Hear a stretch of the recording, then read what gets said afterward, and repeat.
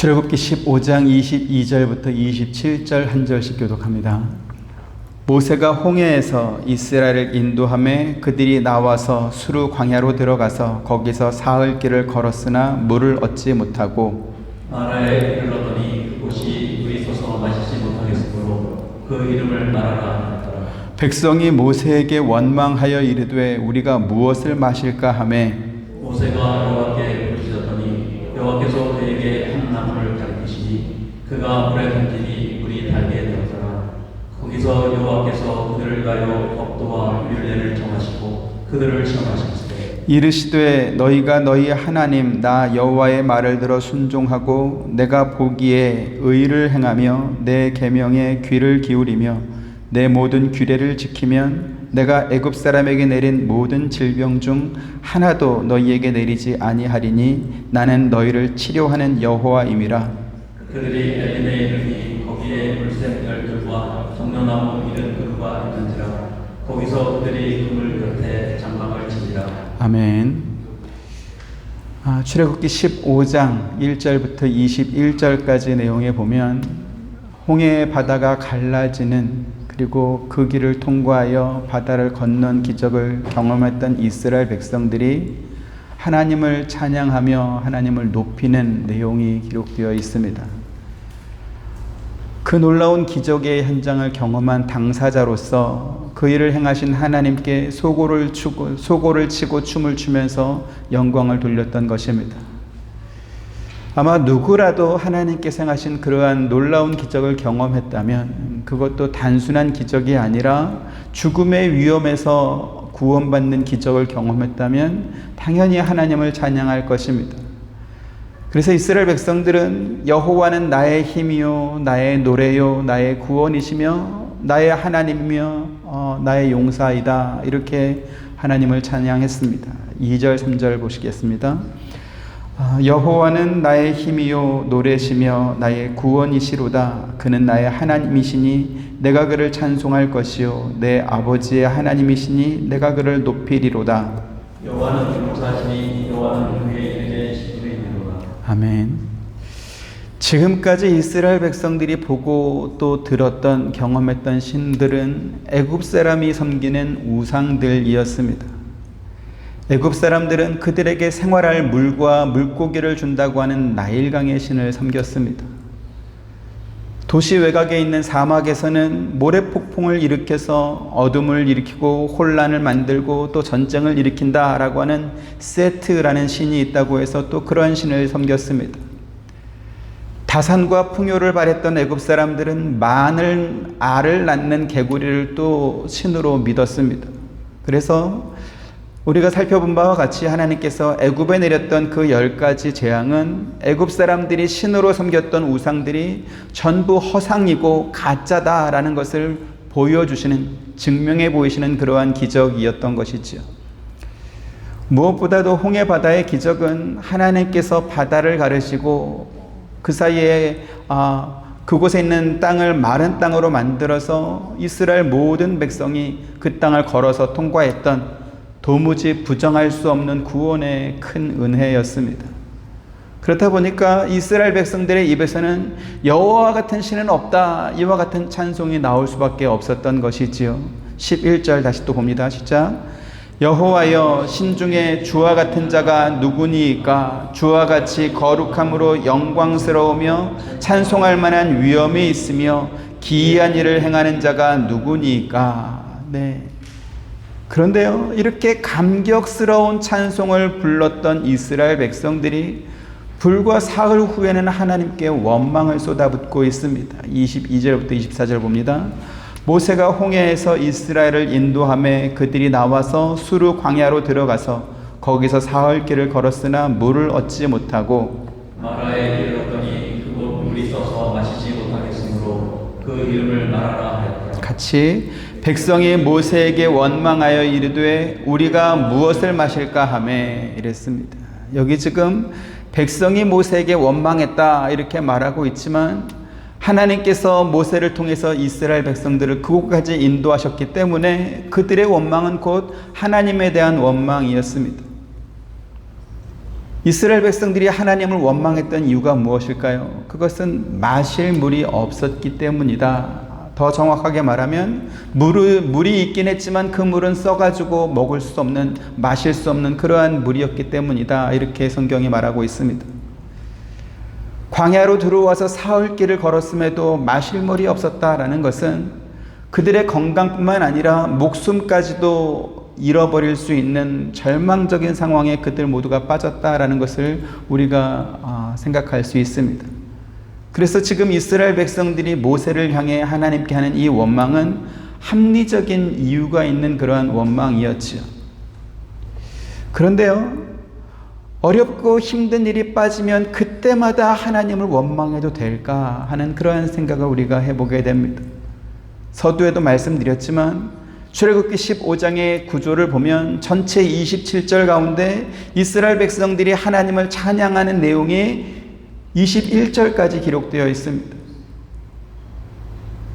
그리고 하나님을 찬양하며 영광 돌리는 그 일을 인도했던 사람은 다른 사람도 아니고 아론의 누이요 또 모세의 누이였던 그러면서도 선지자였던 미리암이었다. 성경은 그렇게 기록하고 있습니다. 20절 21절 아론의 누이 선지자 미리암이 손에 소고를 잡음에 모든 여인도 그를 따라 나오며 소고를 잡고 춤추니 미리암이 그들에게 화답하여 이르되 너희는 여호와를 찬송하라. 그는 높고 영화로우시니요 말과 끝한 자를 바다에 던지셨으리로라 하였더라. 아멘. 네, 이스라엘 백성들이 아론과 모세의 누이였던 미리암의 인도를 따라서 하나님을 찬양하며 하나님께 영광 돌렸다라고 하는 것은 그들의 찬양이 제의적인 성격이 있었다라는 것을 의미합니다.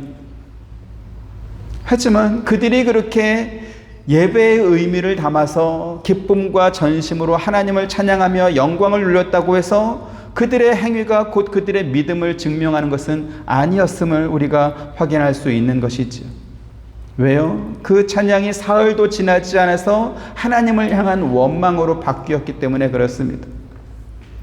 그들이 사흘 전에 하나님께 찬양했던 또 영광 돌렸던 그들의 마음은 진심이 아니었을까요?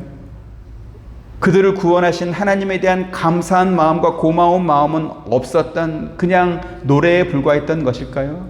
그렇지 않았을 것입니다. 분명히 그들은 감사했고 그들은 전심을 다해서 하나님을 찬양했을 것입니다. 하지만 그들이 그렇게 하나님께 감사하며 전심을 다해서 노래했던 그것은 애굽 사람들이 자기들이 믿는 우상을 섬기면서 가졌던 마음과 별로 다르지 않았습니다. 바꿔서 좀 예를 들어보겠습니다.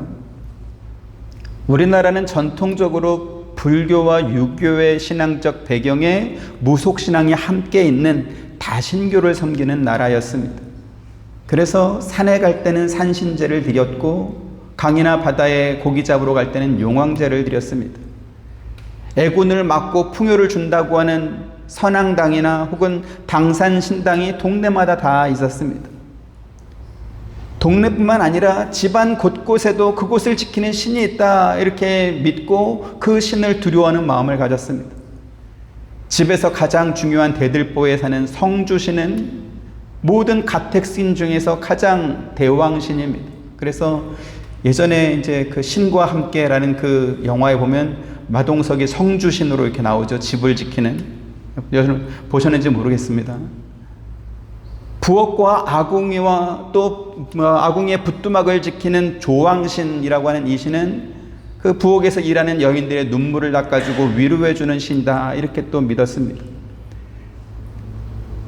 대문에는 집을 지키는 문신이 있었고 집터를 지키는 토주신이 있어서 그래서 누군가 집을 짓는다라고 하면 그 토주신에게 제사를 먼저 드리고 집을 지어야 했습니다. 부부에게 아기를 점지해주고 그 아기가 7살 될 때까지 건강하게 돌봐준다는 삼신할매, 이 삼신할매는 많은 사람들이 알고 있는 또 그런 신입니다. 광이나 지붕에 사는 업신은 집안에다가 재물을 가져준다 이렇게 믿었고 화장실에는 또 측신이란 게 있어서 화장실 갈 때는 그 측신이 당황해하거나 놀라지 않게 하려고 들어가기 전에 이렇게 헛기침을 하고 들어가야 된다. 그래야 사고가 안 난다. 이렇게 또 믿었습니다. 고추장, 간장, 된장 있는 그 장독을 지켜주는 천룡신이 있고 우물에는 또 용왕신이 있다. 또 그렇게 믿었습니다. 그래서 이와 같은 신들에게 복을 기원하고 애군을 맡겠다라는 의미로 신들이 있다고 생각하는 곳마다 또 부적을 붙여놓고 집안에 애군을 맡고 경사스러운 일이 있게 해달라고 이렇게 또 기원하기도 했습니다. 근데 참 제가 아이러니하다, 희한하다 이렇게 생각했던 건 뭐냐면 귀신에게 복을 기원하면서 붙이는 그 부적이 사실은 귀신들이 가장 싫어하는 색깔로 만들어진다라는 것이죠. 부적 보셨습니까? 뭐 그렇게 영화나 드라마에 보면 부적 쓰지 않습니까? 근데 부적은 황색 바탕에 붉은색으로 그림을 그려서 부적을 만듭니다. 근데 황색은 빛을 의미하는데 그 빛은 귀신이 제일 싫어하는 상극인 게 이제 그 황색입니다. 그리고 붉은색은 귀신을 쫓아내는 색이다. 그래서 황색 바탕에다가 붉은색으로 부적을 그린다는 거죠. 귀신의 도움을 원한다라고 하면서 귀신을 쫓아내는 부적을 써가지고 거기다가 덕지덕지 갖다 붙이는 겁니다. 얼마나 이율배반적입니까? 저희 아버님이 1983년도에 영등포구 당산동에다가 개척을 하셨습니다. 제가 중학교 1학년 때인데요.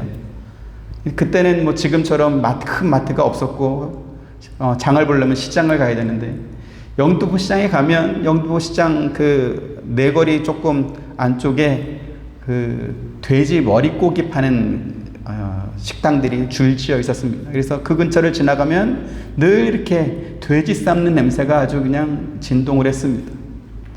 근데 어린 나이에 어머님을 따라 이렇게 시장 갔다가 충격받은 게 있습니다. 이게 뭐냐면 그 머릿고기 파는 집 그 매대에 돼지 머리가 늘 몇 개씩 이렇게 있는 거예요.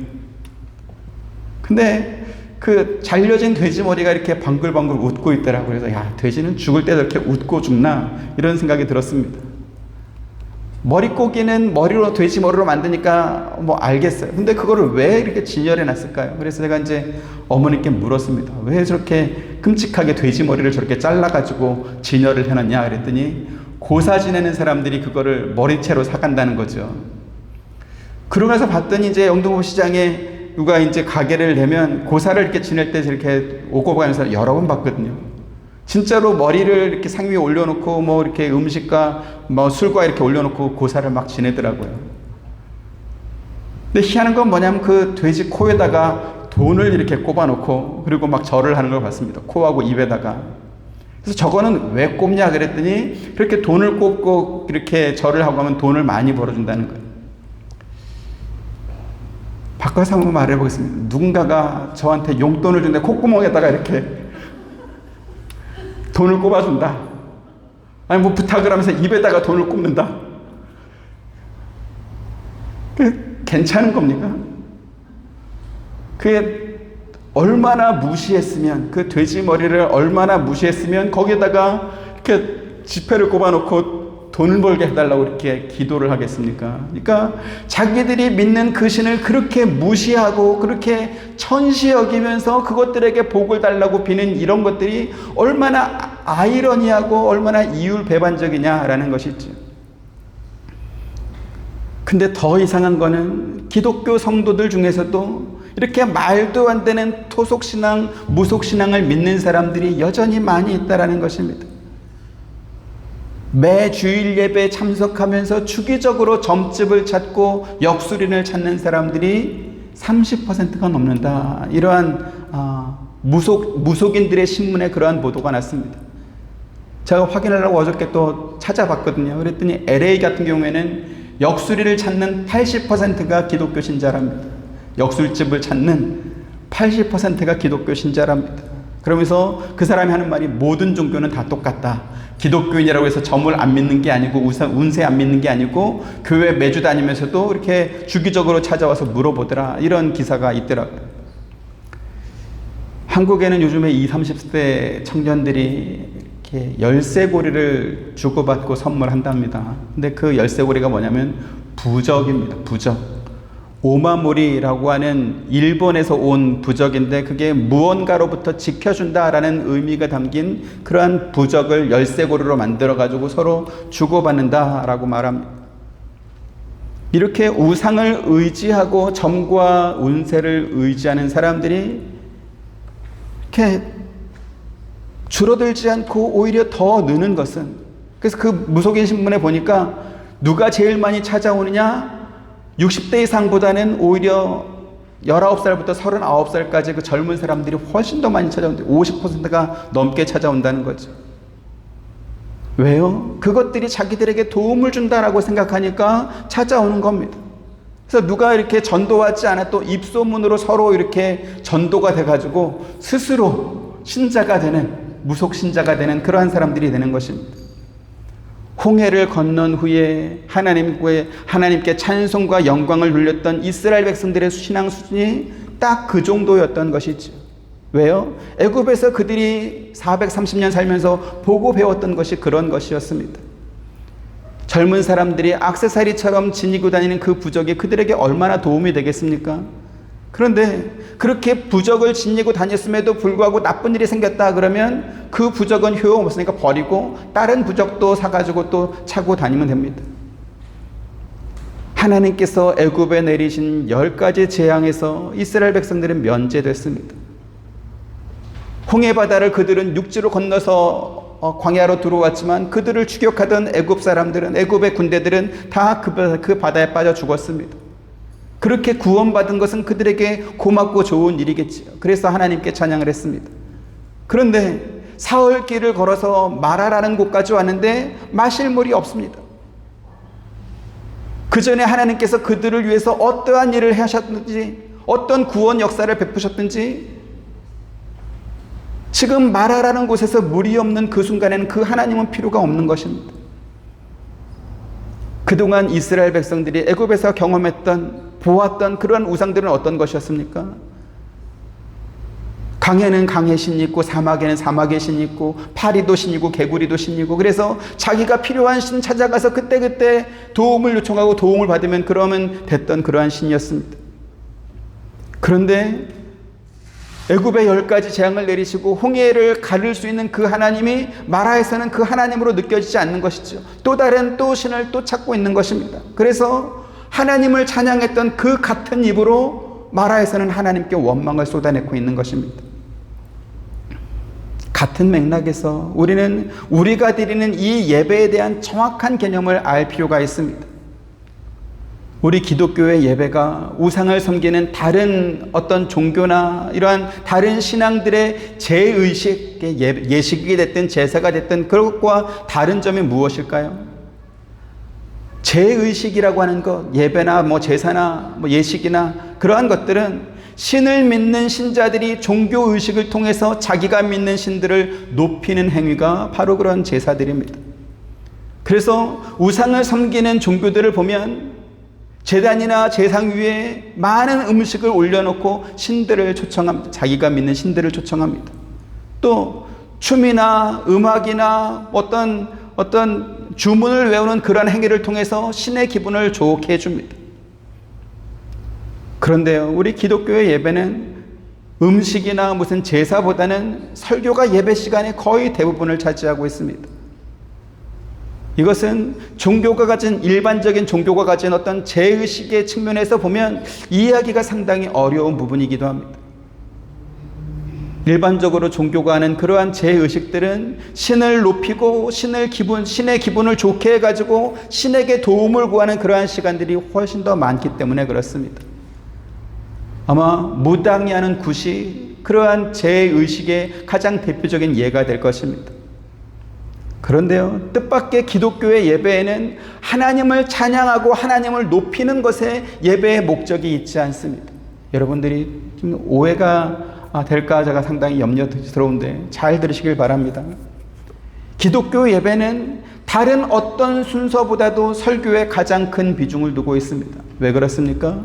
바로 그 설교가 기독교의 본질과 내용을 설명하고 있기 때문에 그렇습니다. 우리 기독교 신자들이 예배하러 모인 것은 우리의 필요를 따라 모인 것이 아니고 하나님께서 우리를 구원하여 부르셨기 때문에 우리가 모여 있습니다. 근데 문제는 뭡니까? 하나님께 예배하러 나온 사람이 정작 하나님이 어떤 분인지 잘 모른다라는 것이죠. 하나님께서 왜 세상을 창조하셨는지, 왜 죄범한 아담과 하와를 하나님 말씀하신 대로 바로 죽여버리지 않고 그냥 살려두셔서 그의 후손으로 예수 그리스도를 세상에 보내서 우리를 구원하셨는지 사람들이 모릅니다. 무엇 때문에 당신의 아들을 십자가 죽음에 내주셨는지, 그리고 그렇게 구원한 사람들을 하나님께서 의롭게 여기시고 하나님의 자녀와 백성으로 삼아주신 그 이유를 알지 못합니다. 무엇보다도 구원받은 사람들이 주일마다 예배에 참석하면서도 하나님께서 자기 아들을 희생하여 구원한 그 백성들에게 원하시는 것이 무엇인지 잘 모릅니다. 그래서 기독교 예배는 하나님께서 우리를 구원하신 이유와 또 하나님께서 자기 자녀와 백성들에게 기대하는 것이 무엇인지 듣는 시간, 그 시간이 바로 예배입니다. 세상 종교처럼 인간이 자기의 필요를 따라서 신을 찾고 신을 높이면서 그가 기뻐하는 노래를 해준 후에 자기 소원을 비우는 것이 아니고요, 하나님의 말씀을 듣는 그러한 모임이 바로 기독교의 예배라는 것이죠. 그래서 하나님의 말씀을 들은 성도들은 주의 말씀에 순종하겠나이다 라고 고백한 후에 교회 바깥으로 나와서 말씀을 따라 자발적인 순종하는 그러한 실천을 합니다. 그리고 그 모든 것을 가리켜서 예배이다 이렇게 말을 합니다. 모여서 함께 설교 듣고 그냥 찬송하고 주기도문하고 축도하고 끝나는 게 예배가 아니고, 들은 말씀을 가지고 삶의 현장에 들어가서 실천해 나가는 것까지가 다 예배다라는 것입니다. 그런데요, 오늘날 기독교 신자들은 목표도 목적도 전부 자기가 정하고 그것을 이루는 방법으로 하나님의 능력을 끌어다 쓰려고 하는 나쁜 병에 걸렸습니다.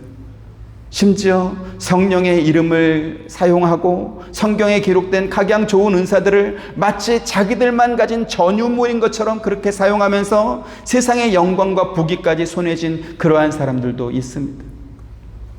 그들은 성령으로 충만하면 세상의 모든 것을 다 얻을 수 있는 것처럼 그렇게 설교하고 그렇게 사람들을 끌어모읍니다. 그런데요, 성경에는 성령에 충만했던 사도들과 또 성도들의 특징이 정확하게 기록되어 있습니다. 보시죠. 고린도전서 4장 9절부터 13절. 내가 생각하건대 하나님이 사도인 우리를 죽이기로 작정된 자 같이 끄트머리에 두셨음에 우리는 세계 곧 천사와 사람에게 구경거리가 되었노라. 우리는 그리스도 때문에 어리석으나 너희는 그리스도 안에서 지혜롭고, 우리는 약하나 너희는 강하고, 너희는 존귀하나 우리는 비천하여. 바로 이 시각까지 우리가 줄이고 목마르며 헐벗고 매맞으며 정처가 없고, 또 수고하여 친히 손으로 일을 하며 모욕을 당한 즉 축복하고 박해를 받은 즉 참고, 같이 비방을 받은 즉 권면하니 우리가 지금까지 세상의 더러운 것과 만물의 찌꺼기같이 되었도다. 아멘. 고린도 교회에 이 편지를 쓴 바울뿐만 아니라 베드로를 비롯한 다른 제자들, 또 빌립과 같은 집사들, 또 성도들, 이렇게 성령의 인도하심을 따라 병자를 고치고 귀신을 쫓아냈던 사람들이 많이 있습니다. 그런데요, 그들 모두는 지금 바울의 고백과 같이 줄이고 목마르며 헐벗고 매맞으며 정처가 없고 모욕과 박해를 받고 마치 만물의 찌꺼기와 같이 된 것 같은 그러한 삶을 살았습니다. 그리고 그들 모두는 그들을 박해하는 사람들에 의해서 핍박을 받다가 결국은 순교했습니다. 하지만 오늘날 성령 은사를 전하는 사람들은 어떻습니까? 물론 그들이 각종 신비한 일들을 행하긴 합니다. 또 자기들이 기도하면, 자기들이 바람을 불면 그 앞에 있는 사람들에게 성령을 나눠줄 수 있다 이렇게 말하기도 합니다. 그럼 그들의 삶은요? 그들의 삶은 사도들이 살았던 삶과 똑같습니까? 아니요, 전혀 다릅니다. 그들은 예배뿐만 아니라 각종 수익 사업을 통해서 엄청난 부를 축적합니다. 예배 실황을 이렇게 동영상으로 만들어서 팔기도 하고, 무슨 티셔츠를 만들어 팔고, 컵을 만들고, 열쇠고리를 만들고, 책을 만들어서 팔고, 이렇게 해가지고 엄청난 수익을 얻습니다. 또 그렇게 번 돈으로 온갖 미디어에 또 막 광고를 해가지고 더 많은 사람들도 불러 모으고 그것으로 또 돈을 또 법니다. 그래서 그들이 말하는 성령 충만의 복은 천국의 소망이나 하늘의 복이 아니라 세상에서 부귀영화를 누리면서 무병장수하는 것이 복처럼 그렇게 보입니다. 하지만 성경은 어떻게 말합니까? 바울은 어떻게 말합니까? 마치 자기가 만물의 찌꺼기가 된 것 같은 그러한 느낌을 받을 만큼 하나님께서 그를 어렵고 힘든 그러한 상황 가운데 몰아넣으신 이유가 있다, 이렇게 고백하고 있습니다. 계속해서 9절 10절 나에게 이르시기를 내 은혜가 네게 족하도다. 이는 내 능력이 약한 데서 온전하여짐이라 하신지라.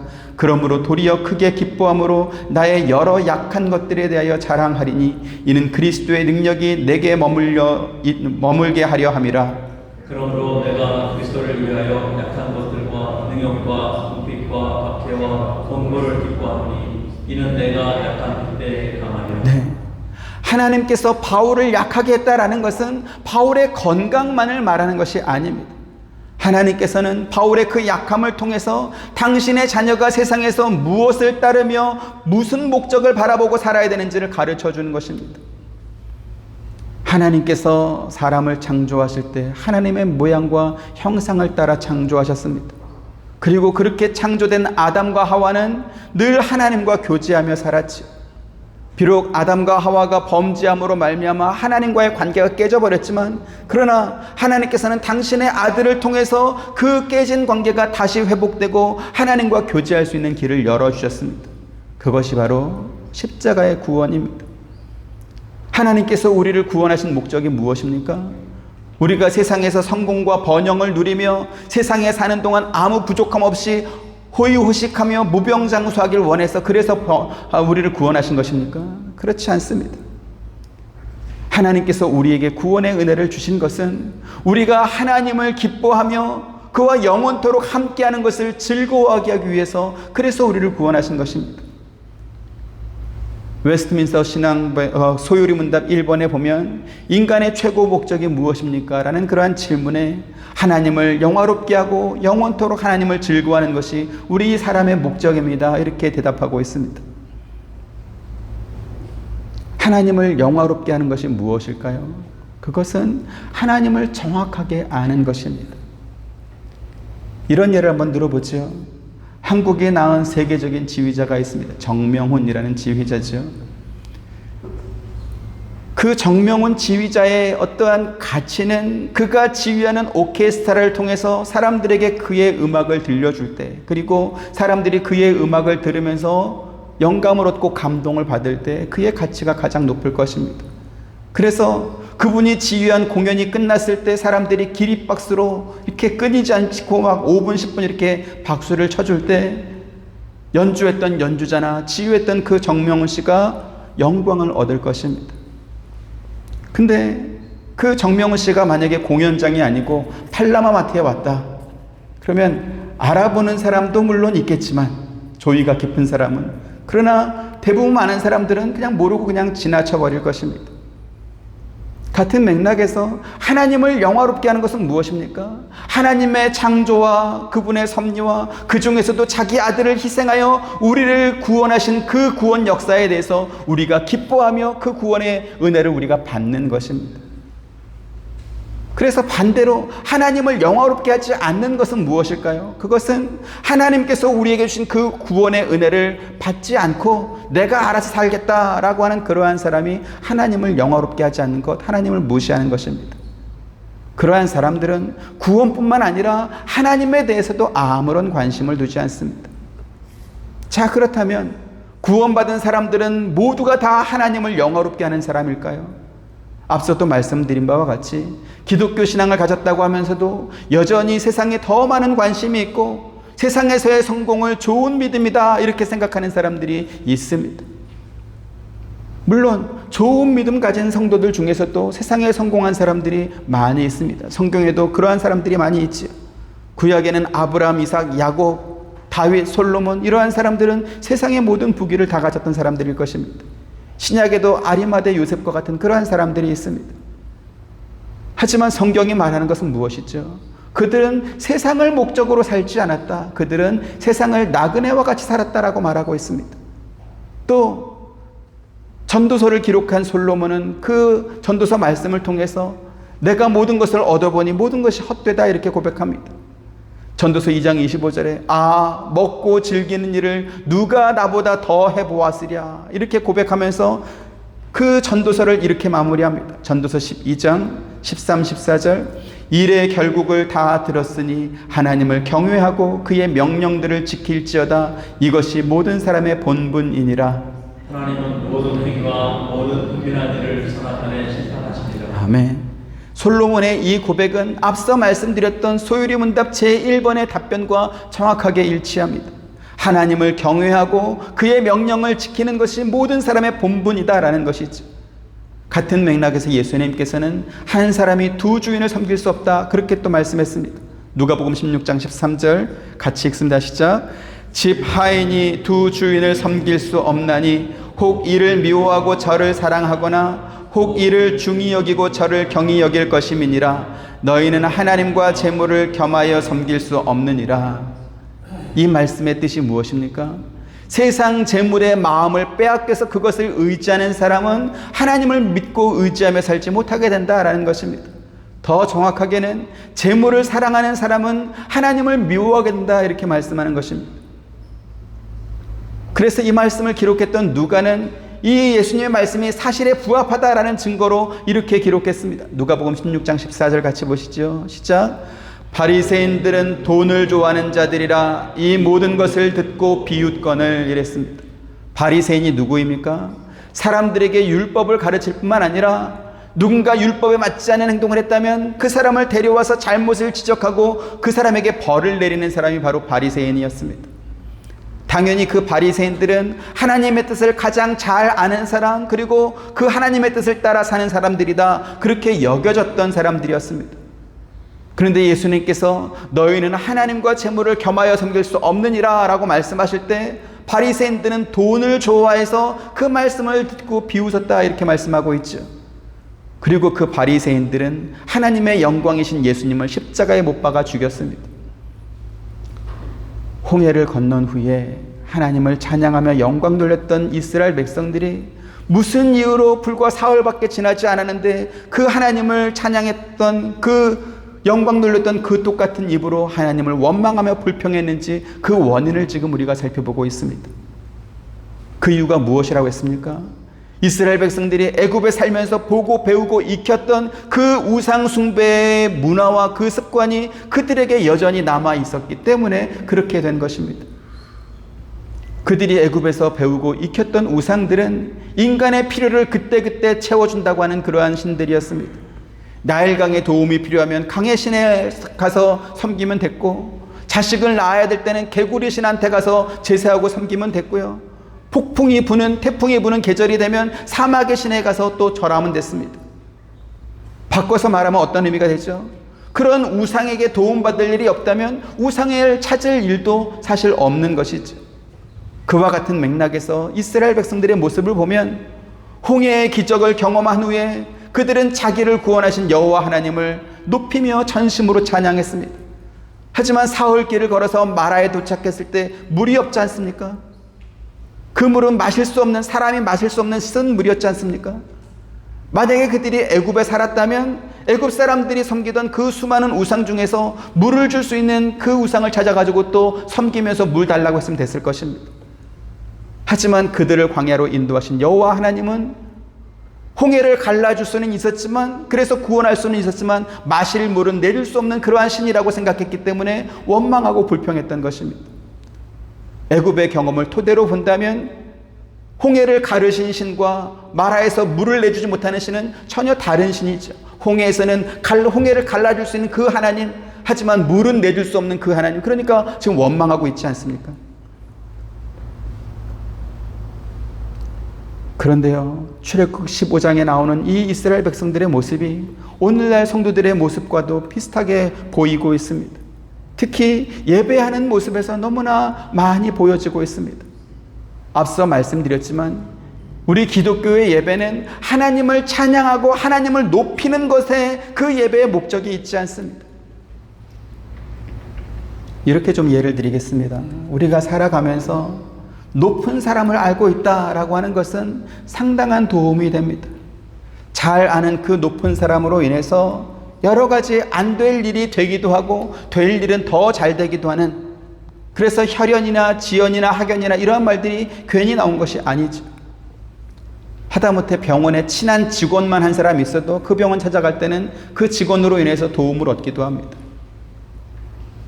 그런데 만약에 대통령을 안다거나 대통령과 친하다 그러면 아마 그것은 모든 것 중에 끝판왕일 것입니다. 그 대통령이 여러분들에게 이러한 제안을 했다, 이렇게 한번 생각해 보겠습니다.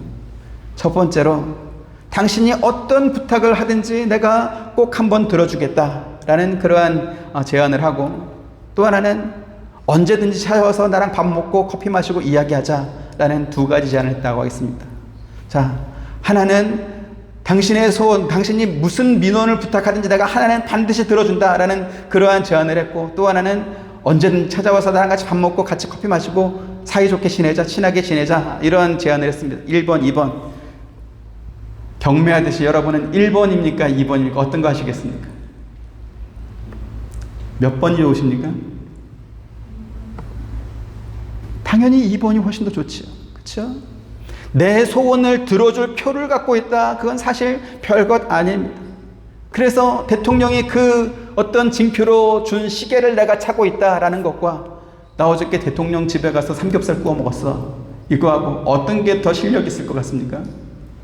대통령이 준 시계 갖고 있는 거하고 나 어저께 삼겹살 구워 먹고 그저께는 커피 마시고 왔어, 이거하고 어떤 게 더 실력 있을 것 같아요? 1번입니까? 2번입니까? 당연히 2번 아니겠습니까? 하나님께서 우리를 구원하여 자기 자녀를 삼아주셨다라고 하는 것은 우리의 소원 한두 가지를 들어주겠다, 그런 표를 나눠준 것이 아니라는 것입니다.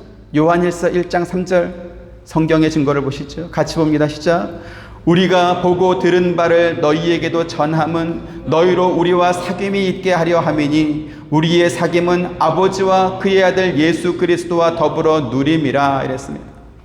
하나님께서는 당신의 아들 예수 그리스도와 나누는 그 친밀한 사귐과 같은 그러한 관계를 당신이 구원한 백성들과도 함께 나누시길 원한다, 이렇게 말씀하고 있지 않습니까? 그리고 이 관계는 우리가 하나님께 기도했더니 우리의 소원 몇 가지가 들어졌다, 이루어졌다, 그렇게 기뻐하는 것과는 차원이 다른, 그것과는 비교할 수도 없는 그러한 기쁨이고 영광이고 감사인 것을 여러분 믿으시기를 주님의 이름으로 축원드립니다. 소원 한 가지, 두 가지, 내 기도가 응답된 게 그게 그렇게 좋습니까? 그것보다는 하나님과 친밀한 관계 속에 들어와 있다, 이게 더 기쁜 것 아니겠습니까? 예배에는 하나님을 높이고 그의 영광을 찬양하는 것이 물론 포함되어 있습니다. 하지만 그것보다 더 중요한 게 있다는 거죠. 그게 뭡니까? 하나님을 아는 것입니다. 하나님께서 무엇을 기뻐하시고 무엇을 원하시는지, 하나님께서 우리에게 어떤 말씀을 하고 있는지 그것을 우리가 들어야 되는 것이지. 우리가 누군가와 사귄다라고 했을 때 그들에게 기대하는 가장 큰 것이 있겠지. 뭐냐면 그 두 사람은 서로에 대해서 가장 잘 알겠구나라는 것입니다.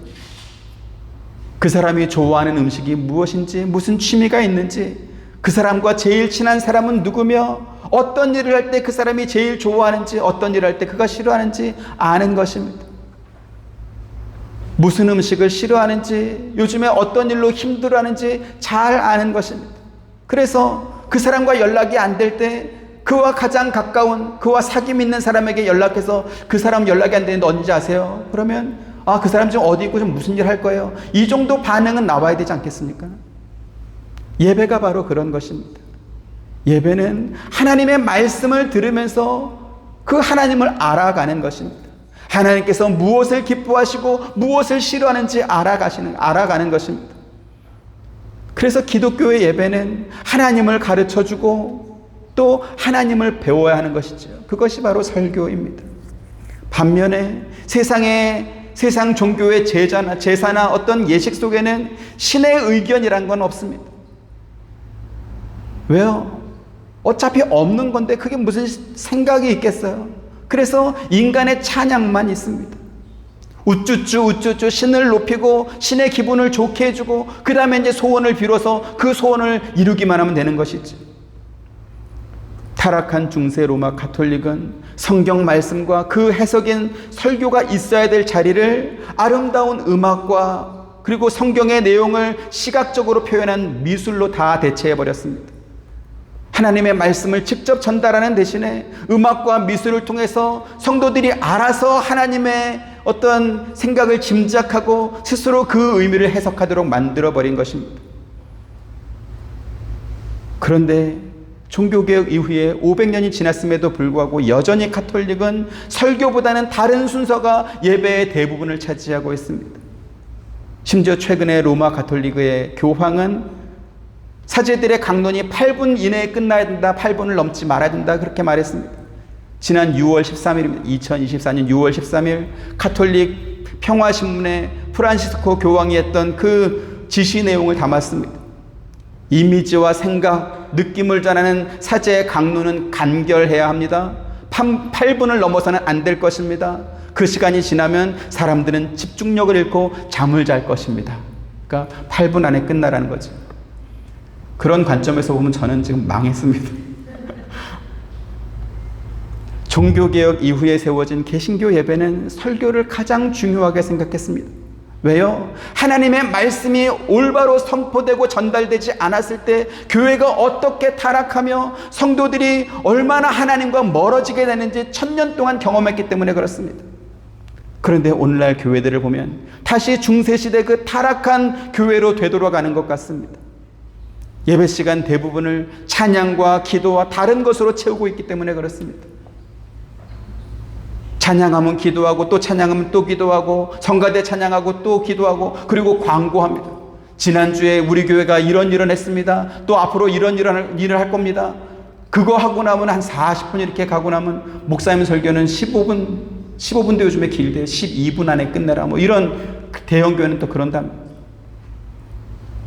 오늘 본문에 우리가 확인한 것처럼 홍해 바다의 기적을 경험했던 이스라엘 백성들이 소고를 치고 춤을 추면서 하나님을 찬양하고 하나님께 영광을 돌렸습니다. 그런데 그렇게 찬양하고 그렇게 기뻐했던 감동은 사흘도 유지되지 못하더라는 것이죠. 마실 물이 없자 그 찬양은 원망으로 바뀌었고요. 그들이 했던 감사는 불평으로 변해버렸습니다. 로마서 8장 16절부터 18절 보시죠. 성령이 친히 우리의 영과 더불어 우리가 하나님의 자녀인 것을 증언하시나니 자녀이면 또한 상속자 곧 하나님의 상속자요 그리스도와 함께한 상속자니 우리가 또 함께 영광을 받기 위하여 고난도 함께 받아야 할 것이다. 같이 생각하건대 현재의 고난은 장차 우리에게 나타날 영광과 비교할 수 없도다. 아멘. 마라에서 이스라엘 백성들이 하나님을 원망했던 것은 애굽의 10가지 재앙을 내리시고 홍해 바다를 건너 갈라가지고 그들을 구원하신 하나님에 대해서 알지 못했기 때문에 그렇습니다. 하지만 하나님과 깊은 사귐이 있는 사람, 하나님의 자녀여 상속자가 된 사람은 지금 당장 마실 물이 없고 먹을 음식이 없다 하더라도 하나님을 의심하지 않습니다. 우리가 드리는 예배, 또 앞으로 우리가 계속 드려야 될 예배가 바로 이스라엘 백성들이 홍해를 건넌 후에 하나님을 찬양하고 영광 돌렸던 그것과 달라야 되는 그 이유인 것이죠. 예배는 하나님의 이름을 높이고 그분을 찬양한다고 되는 것이 아니고요. 하나님의 말씀을 듣고 그분의 말씀에 순종하는 데까지 나아가야 비로소 온전한 예배라고 말할 수 있기 때문에 그렇습니다. 로마서 12장 1절 같이 봅니다. 시작. 그러므로 형제들아 내가 하나님의 모든 자비하심으로 너희를 권하노니 너희 몸을 하나님이 기뻐하시는 거룩한 산 제물로 드리라. 이는 너희가 드릴 영적 예배니라. 여기 너희 몸은 우리의 인격을 형성하는 모든 요소를 다 포함한 것입니다. 그래서 하나님이 기뻐하시는 거룩한 산 제물이라고 하는 것은 우리의 인격과 세상을 살아가는 삶 전체가 하나님께 드려지는 거룩한 제물이 된다라는 것이죠. 결국 하나님께서 기뻐하시는 영적 예배가 무엇입니까? 우리 삶의 모든 가치와 의미와 목적이 온전히 하나님을 의지하고 하나님께 순종하는 것을 의미하는 것입니다. 우리가 이와 같은 예배를 하나님 앞에 드릴 때 우리가 드리는 찬양은 어려운 일이 생기면 불과 사흘밖에 지나지 않았음에도 불구하고 원망으로 바뀌는 그러한 허울뿐인 찬양이 되지 않을 것입니다. 우리가 하나님 앞에 이와 같은 제물이 되어 바쳐질 때 우리의 기도는 단지 내 소원을 이루기 위한 수단으로 이용되지 않을 것입니다.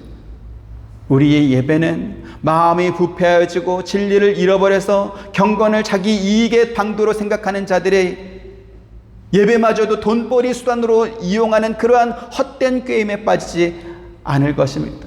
또한 빠져서도 안 될 것입니다. 저와 여러분, 우리 한빛 장로교회가 하나님께서 기뻐 받으시는 예배를 항상 드릴 수 있게 되기를 주님의 이름으로 축원드립니다. 그 예배의 시작은 하나님의 말씀을 듣는 것이요, 그 예배의 마침은 우리의 삶 속에서 하나님의 말씀이 적용되고 실천되는 것으로 나타나야 할 것입니다. 그리고 그 말씀의 그 실천은 현재의 고난을 겪는 그 힘든 순간에서도 장차 우리가 받게 될 그 영광을 위하여 기꺼이 감당할 수 있는 바울의 고백과 같이, 사도들의 삶과 같이, 초대교회 성도들의 삶과 같이 그러한 하나님에 대한 온전한 믿음, 바른 믿음 위에 세워질 것입니다. 이와 같은 믿음, 이와 같은 성숙한 믿음이 저와 여러분 모두에게 함께 있기를 주님의 이름으로 축원드립니다. 은혜로우신